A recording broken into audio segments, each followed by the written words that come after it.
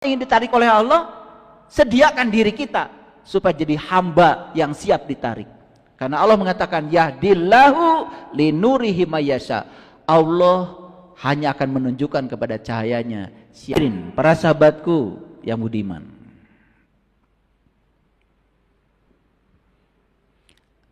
Ada nilai-nilai universal, ada nilai-nilai individual. Apa nilai universal itu? Salah satu dari nilai universal itu adalah cinta kasih, kasih sayang. Apapun agama orang, pasti setuju kalau kasih sayang itu adalah nilai universal yang dibutuhkan banyak orang. Setuju kan? Ketika kita mampu mengekspresikan nilai-nilai universal, ini bahasa lainnya nilai universal. Tapi bahasa yang lebih spesifiknya, nilai-nilai universal itu sebetulnya adalah sifat-sifat Tuhan. Dan kalau kita sebagai bangsa mampu mengekspresikan nilai-nilai universal, sifat-sifat Tuhan, apapun agamanya. Karena saya percaya, apapun agamanya, pasti Tuhannya satu. Bahwa menyebutnya dengan cara yang berbeda, itu karena berdasarkan tradisi agamanya masing-masing. Itulah pentingnya kita mengenal siapa sesungguhnya Tuhanku, apapun agama kita.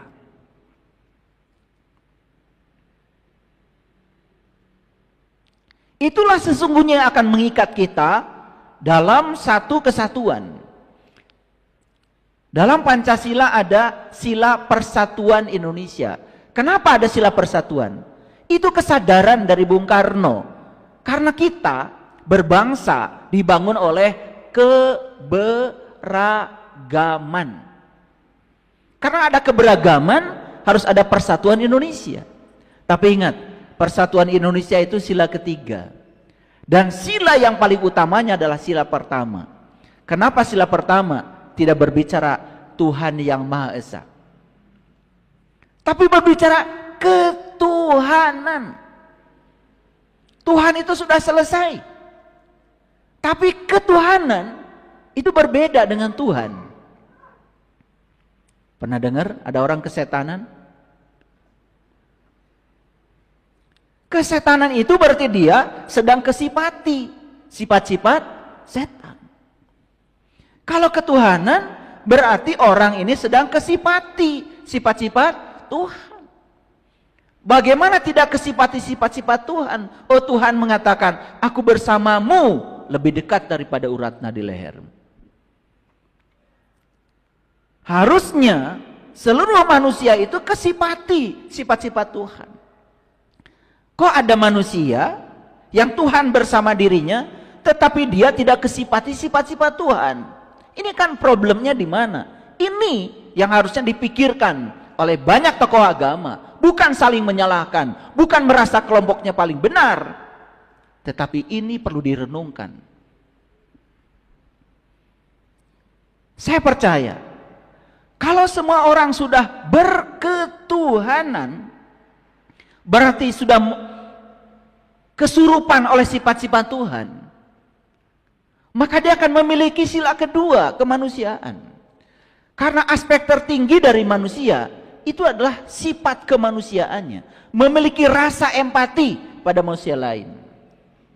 Dan sila ketiga akan muncul dengan sendirinya, persatuan. Sila keempat juga akan muncul dengan sendirinya, hikmah dan kebijaksanaan.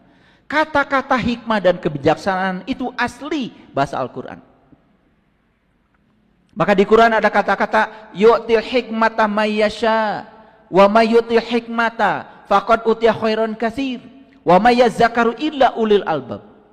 Allah memberikan hikmah kepada siapa saja yang dia kehendaki. Dan tidak ada yang dapat hikmah kecuali ulul albab. Siapa ulul albab? Orang yang sudah sampai kepada Allah, orang yang sudah bisa mengingat Allah, berdiri, duduk, berbaring.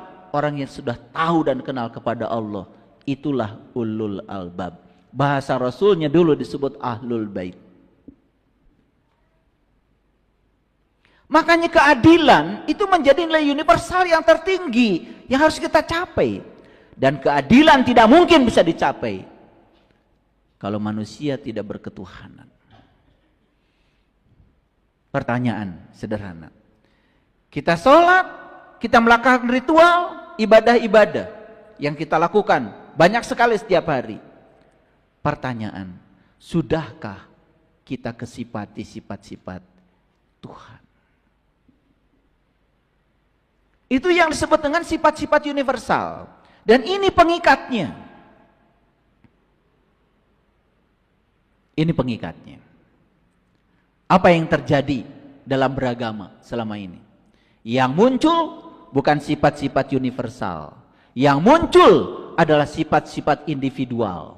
Yang muncul adalah ambisi. Yang muncul adalah ego. Yang muncul merasa dirinya paling benar. Yang muncul merasa kelompoknya lebih eksklusif daripada kelompok yang lain. Dan mulai merendahkan kelompok yang lain yang berbeda dengan diri. Bahaya nggak Bapak Ibu kalau ini dibiarkan? Sangat berbahaya. Jadi hari ini kuliah saya ini adalah kuliah kebangsaan. Kuliah yang sangat penting buat semua, buat seluruh bangsa Indonesia. Karena saya mencintai tanah air ini. Karena Indonesia bukan warisan bagi kita. Indonesia adalah titipan buat anak cucu kita.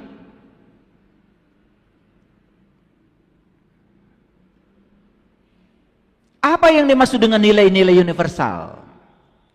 Nilai-nilai universal itu adalah prinsip-prinsip dasar yang dianggap berlaku dan diterima secara luas oleh semua orang.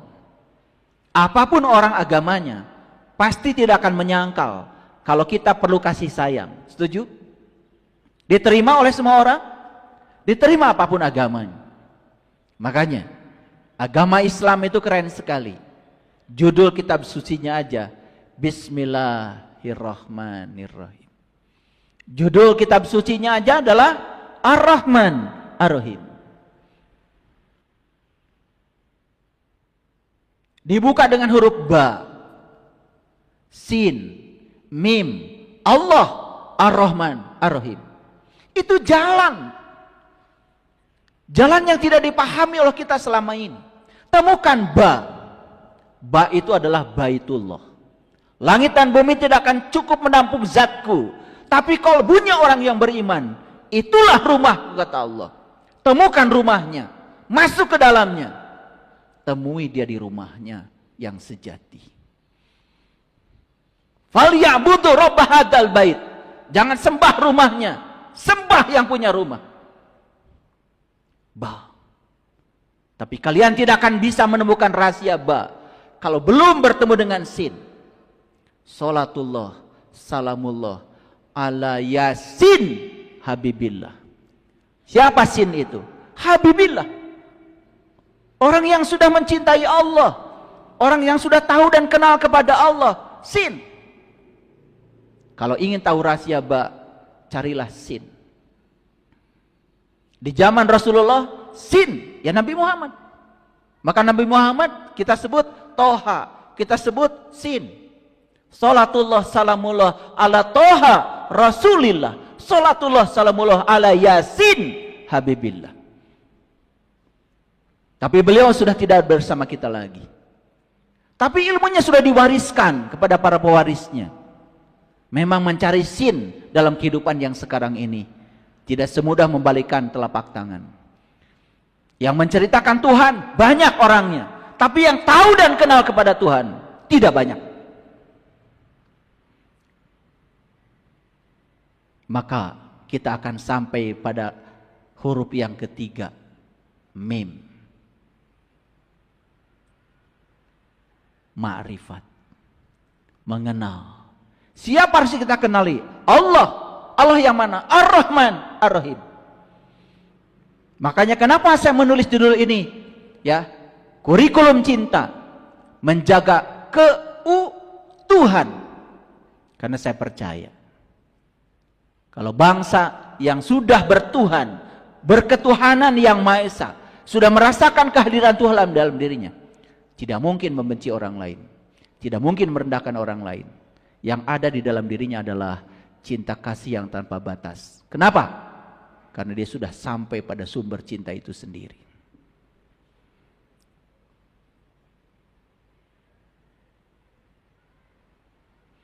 Itulah yang disebut dengan nilai-nilai universal.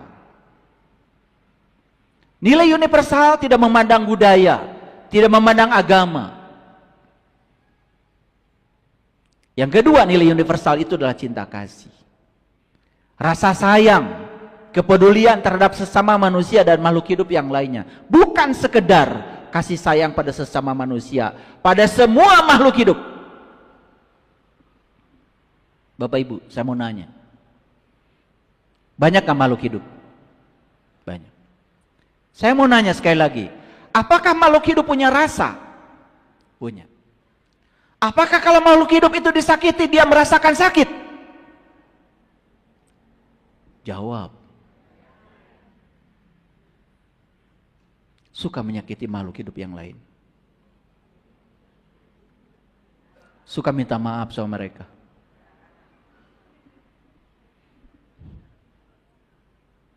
Kita memotong binatang.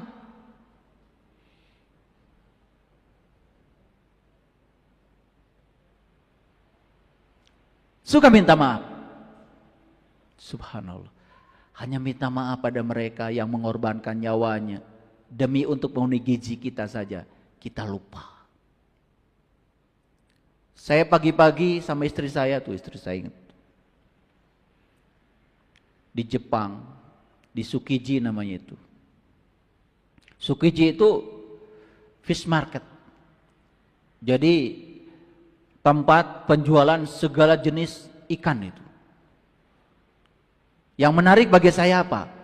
Begitu saya masuk ke salah satu kios penjual ikan, di situ sedang ada upacara. Mau memotong ikan tuna. Ikan tunanya besar sekali itu. Mau dipotong untuk sashimi. Itu semua ya, yang mau motong itu sedang upacara. Berkali-kali melakukan. Kalau orang Jepang kan suka begini, berkali-kali. Saya jadi penasaran. Selesai upacara itu saya masuk ke situ sebelum saya beli ikan tuna itu. Kenapa? Sebelum Anda memotong-motong ikan itu, Anda melakukan upacara sebegitu panjangnya. Jawaban mereka, kami bukan menyembah ikan tuna. Kami berterima kasih pada semesta yang telah mengaruniakan ikan yang sangat luar biasa ini. Mau memotong ikan tuna aja upacaranya sebegitu luar biasa. Thanksgiving. Melakukan upacara berterima kasih pada semesta. Wah, jangan-jangan inilah yang membedakan kenapa makan sashimi di Jepang dengan makan sashimi di Indonesia beda. Rupanya ada Thanksgiving dulu, ada upacara dulu. Dan ternyata mereka percaya, sudah diteliti oleh Profesor Dr.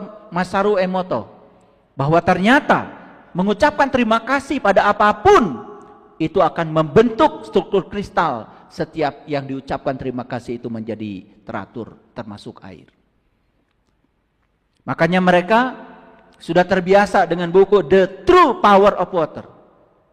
Luar biasa. Ada yang pernah ke Tsukiji? Oh belum. Ya nggak apa-apa. Saya doakan ya. Jalan-jalan. Kalian itu masalahnya kurang piknik sebetulnya. Jadi itu masalahnya. Jadi merasa paling benar sendiri. Jago kandang istilahnya itu. Kalau orang yang picik pikiran, wih itu musyrik itu nyembah-nyembah ikan. Betul nggak? Karena kita tidak mau tahu. Sama seperti leluhur kita mengajarkan sesajen, langsung dihukumi musyrik itu. Tahu sesajen aja enggak. Padahal sajen itu sastra gender. Sastra jendra.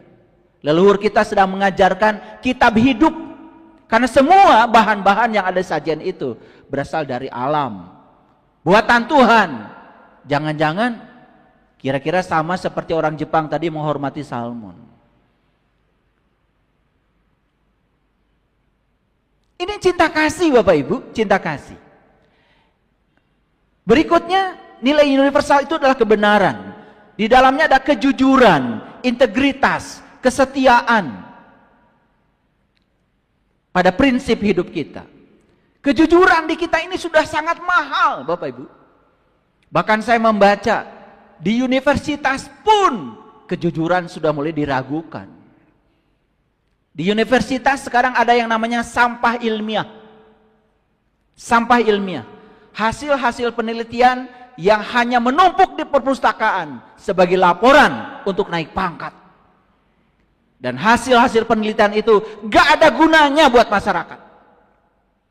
Padahal negara sudah menggelontorkan uang triliunan untuk melakukan penelitian. Saya menyaksikan dengan mata kepala saya sendiri bagaimana uang penelitian itu tidak masuk kepada tempatnya untuk meneliti. Jadi mobil, jadi rumah, dan saya menyaksikan itu. Makanya saya mengambil pilihan untuk pensiun dini. Karena saya tidak bisa memperbaiki itu.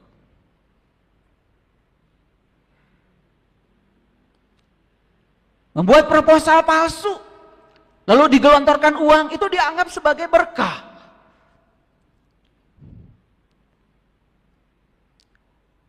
Dan yang luar biasa, tidak merasa risih menggunakan uang itu. Padahal di proposalnya buat ini, buat pembelajaran ini, pelajaran. Tapi ujungnya kemana? Ini soal moral. Kebenaran sudah hilang, kejujuran hilang, integritas hilang. Bahkan banyak sekali universitas terkenal di Indonesia dicurigai, ya, mereka memposting artikel-artikel hasil penelitiannya di jurnal-jurnal predator yang tidak diakui oleh dunia. Bayangkan. Saya membaca ada setidaknya 13 universitas yang sangat oleh masyarakat dihargai, dihormati, tetapi integritas dari risetnya diragukan. Bayangkan, kalau di universitas saya sebagai agen perubahan sudah seperti itu. Ini kemana ini kejujuran? Korupsi merajalela di segala aspek kehidupan. Sogok menyogok sudah menjadi biasa. Sangat mengerikan. Indeks persepsi korupsi kita masih di bawah 50. Di ASEAN hanya satu negara yang paling bersih dengan IPK di atas 80, namanya Singapura. Negara yang paling bersih nomor 3 di dunia setelah Denmark dan Finlandia. Denmark nomor 1, Finlandia nomor 2, nomor 3 Singapura. Gak usah tanya Indonesia ya, gak usah tanya. Indonesia bagaimana? Udah tanya aja kalian masing-masing. Kadang-kadang dalam keyakinan pun kita nggak jujur. Coba, ketika sholat kayak yang bener aja. Ini wajahtu wajhialilladzi fataras samawati wal ard. Aku hadapkan wajah batinku kepada Zat yang telah menciptakan langit dan bumi. Gombel kata Allah. Karena saat mulut komat kamit baca kalimat itu, saat yang bersamaan pikiran kita sudah mulai liar, entah pergi kemana. Aqimis sholata li zikri tidak tercapai. Dalam urusan ibadah saja kita sudah tidak jujur. Dan ketidakjujuran kemudian mewabah ke dalam segala aspek kehidupan. Kita kehilangan nilai-nilai universal. Berikutnya keadilan. Perlakuan yang adil dan setara untuk semua orang tanpa diskriminasi. Hukum terkadang ya ada istilah ya, tumpul ke atas tajam ke bawah. Diskriminasi masih terjadi dalam segala aspek kehidupan. Kenapa saya ceritakan ini? Supaya kita buka pikiran kita. Yuk, Bapak Ibu mau berkontribusi di aspek mana untuk memperbaiki bangsa ini? Kita sudah nyanyi tadi ya. Ada yang menangis saya lihat tadi. Bahkan saya juga menangis tadi. Kita sudah menyanyikan lagu Tanah Airku. Ibu Pertiwi. Kedamaian, toleransi, kebebasan, tanggung jawab, kesetaraan, empati, solidaritas. Itu nilai-nilai